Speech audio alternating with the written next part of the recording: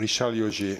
Merci, Monsieur le Président. Merci à notre collègue Laglaise, qui d'ailleurs avait déjà été très actif sur la loi Elan et qui est un bon connaisseur de toutes ces questions.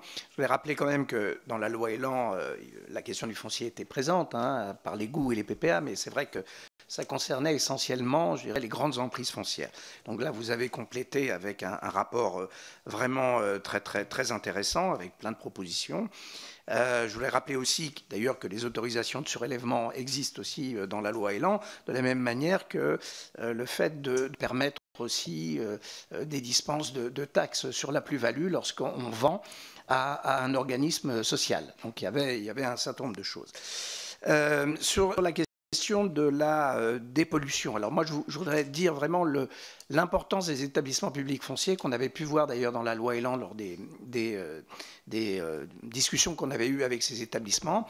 Je ne crois pas qu'il y ait de problème particulier avec eux d'un point de vue financier, dans la mesure où leur assise, en tout cas les établissements publics fonciers créés, notamment, il faut lui rendre hommage à François Chérec, Jacques Chérec, son père, qui avait été le premier créateur en Lorraine de ces établissements publics, sont alimentés par une taxe et les collectivités, lorsqu'ils portent le foncier, rachètent le foncier et donc ils ont des ressources qui sont inépuisables. Ils ont effectivement des compétences en matière de dépollution. Je crois que vous avez raison de le rappeler.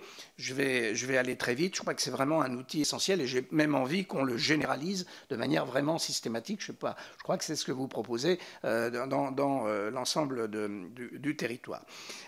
Pour ce qui concerne, parce que bon, je pourrais évidemment être intarissable sur ce très bon rapport, la question de l'évaluation des services de l'État, je suis complètement d'accord avec vous. Je pense que ce n'est pas possible de réformer, ne serait-ce que parce que les services des domaines défendent d'une certaine manière l'État et donc ils ont tendance à surévaluer un petit peu, ou en tout cas évaluer assez fortement les emprises foncières pour que l'État récupère le maximum d'argent. On sait aussi que c'est un mécanisme et donc je suis complètement favorable à ce que vous avez proposé.